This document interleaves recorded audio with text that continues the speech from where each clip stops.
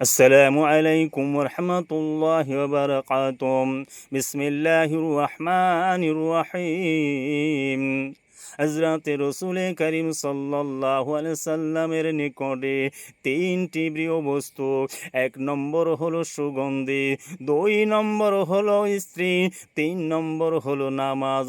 হযরতে আবু বকর রাদিয়াল্লাহু তাআলার নিকটে তিনটি প্রিয় বস্তু। এক নম্বর হলো রসুলে করিম সাল্লাল্লাহু আলাইহি সাল্লামের চেহারা মুবারকের দিকে তাকিয়ে থাকা। দুই নম্বর হলো রসুলে করিম সাল্লাল্লাহু আলাইহি সাল্লামের জন্য আপন সম্পদ ব্যয় করা। তিন নম্বর হলো রসুলে করিম সাল্লাল্লাহু আলাইহি সাল্লামের সেবায় আপন কন্যা সন্তান দান করা। হযরতে ওমর ফারুক রাদিয়াল্লাহু তাআলার নিকটে তিনটি প্রিয় বস্তু। এক নম্বর হলো সৎ কাজের আদেশ দেওয়া, দুই নম্বর হলো অসৎ কাজের নিষেধ করা, আর তিন নম্বর হলো পুরানো পোশাক পরিধান করা। হযরতে উসমান গনি রাদিয়াল্লাহু তাআলার নিকটে তিনটি প্রিয় বস্তু।